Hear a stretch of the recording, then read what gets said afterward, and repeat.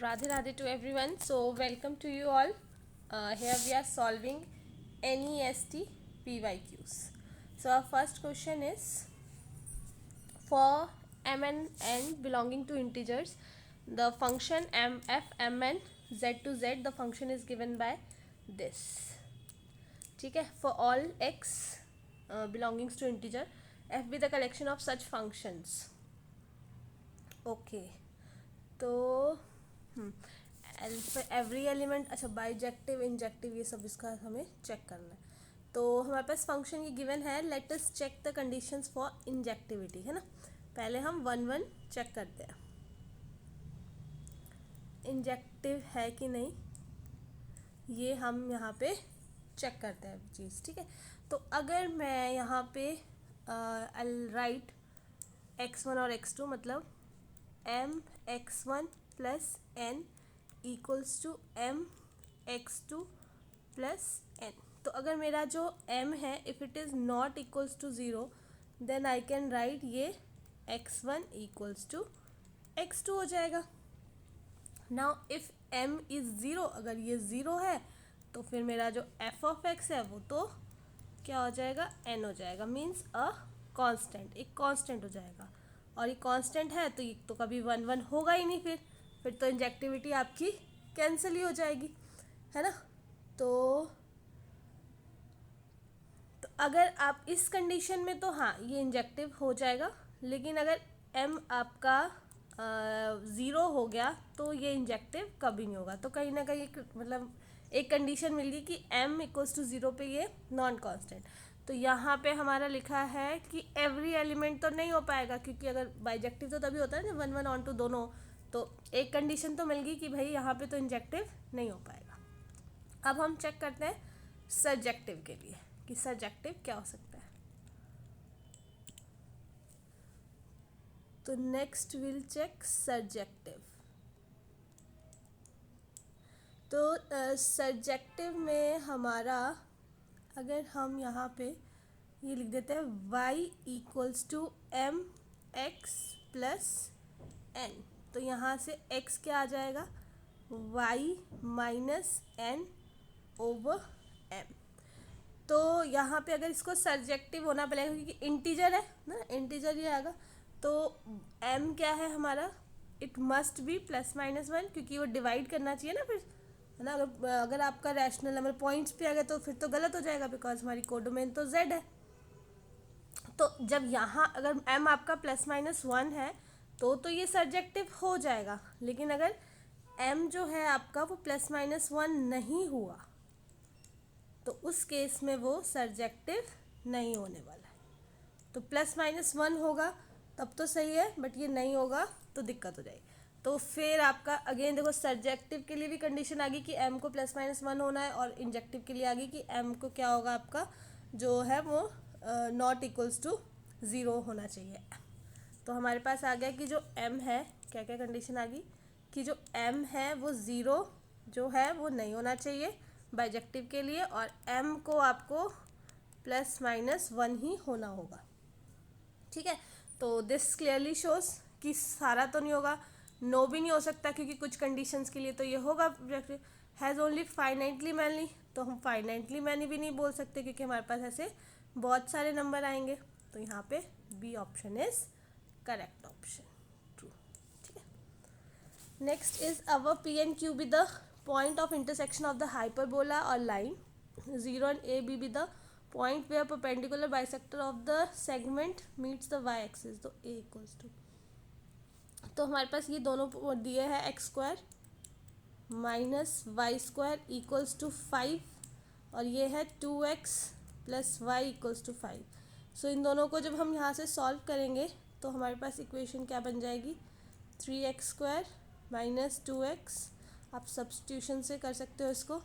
ठीक है, तो यहाँ से हमारी x की वैल्यू क्या है, मिड टर्म स्प्लिट तो नहीं हो रहा, तो डिस्क्रिमिनेंट से हमारी ये क्या हो जाएगी, 20 प्लस माइनस 2√10 ओवर 6. तो 2 कॉमन ले लो, ये 10 प्लस माइनस √10 ओवर 3. ठीक है, ये आ गया हमारा x. तो यहाँ से ये x है, तो y क्या आ जाएगा, y हमारा आ जाएगा -5 2√10 ओवर, मतलब फुल के नीचे है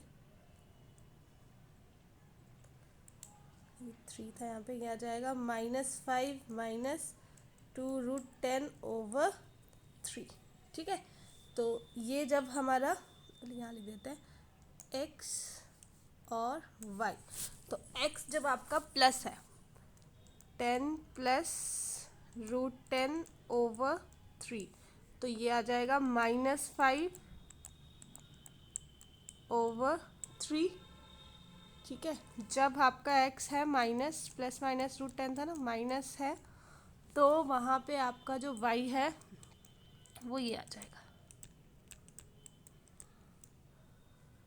ठीक है, नाउ अब हमें करना है mid point of P Q, segment P Q.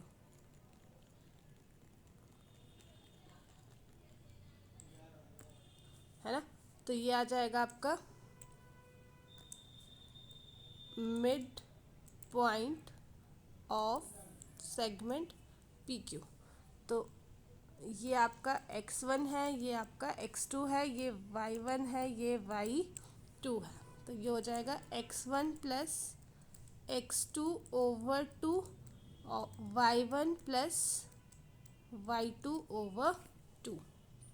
तो ये हमारे पॉइंट्स आ जाएंगे। I am writing out, calculations मैंने सॉल्व कर दी थी, तो वो कैलकुलेशंस आप रखोगे।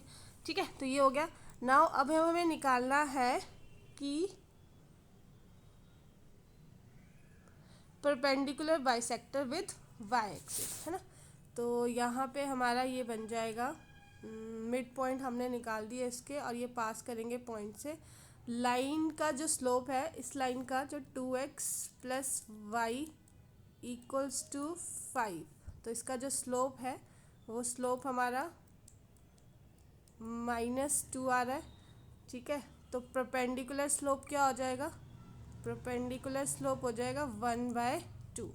तो इक्वेशन क्या बन जाएगी हमारी, y माइनस ये -5/3 इक्वल्स टू 1/2 x माइनस 10/3। ठीक है, तो ये सॉल्व करेंगे तो हमारा y आ जाएगा -10/3। ठीक है, अच्छा y एक्सिस था तो सॉरी, 0 होगा ना। ठीक है, तो 10/3 is the answer. Now next है हमारा question, A be a non zero 3x3 matrix with entries in are for any non-empty subset S of the set of all 3x3 matrix with entries in R, we define a relation alpha A on S by setting this x A equals to ay। अच्छा, तो हमें क्या करना है, equivalence इसमें relation निकालना है। ठीक है, तो अब देखो रिफ्लेक्सिविटी हम पहले चेक करते हैं, रिफ्लेक्सिविटी को,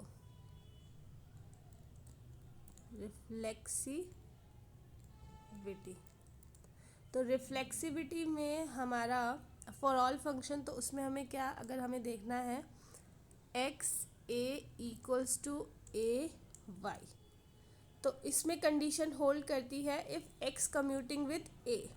ठीक है, but it is not all, ये सबके लिए नहीं होगा। ये ये कब होगा, कम्युनिटी कब होगी, सिर्फ और सिर्फ ये होती है हमारी डायगोनल मैट्रिक्स के लिए, सबके लिए ये नहीं होगी। डायगोनल मैट्रिक्स के लिए, for all it doesn't happen. ठीक है, नेक्स्ट हमारा जो है वो है सिमेट्री।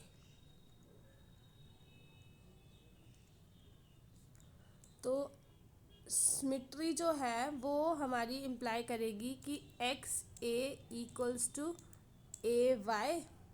ठीक है, तो ये आपका क्या होना चाहिए, a y equals to x A.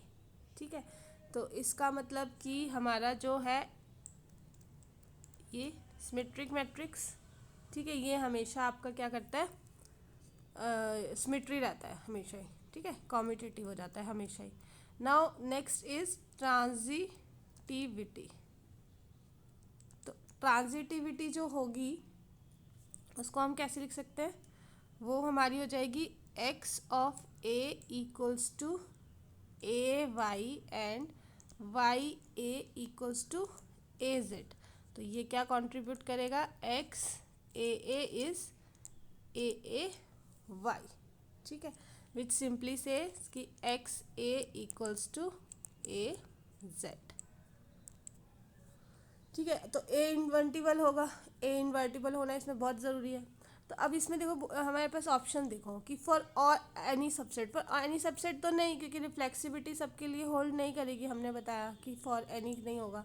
If all matrixes of A R symmetric, अब अगर सारे सिमेट्रिक मैट्रिक्स हो गए तो हाँ सिमेट्री के लिए तो करेगा, लेकिन ज़रूरी नहीं है कि वो ट्रांजिटिव भी हो और रिफ्लेक्सिव भी हो, ठीक है।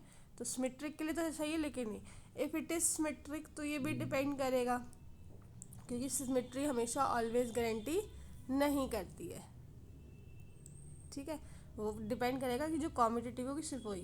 तो जैसे ही हमने बात की कि हाँ अगर सारे एलिमेंट्स हमारे डायगोनल मैट्रिक्स होंगे, ठीक है, if all matrices in S R diagonal so A is commutative holds, अगर वो कॉम्यूटेटिविटी होल्ड कर रहा है तो वो रिफ्लेक्सिव ये सब चीज़ें होगी। तो D option is the most appropriate, most correct option. So I hope आपको ये समझ आया होगा। Thank you so much.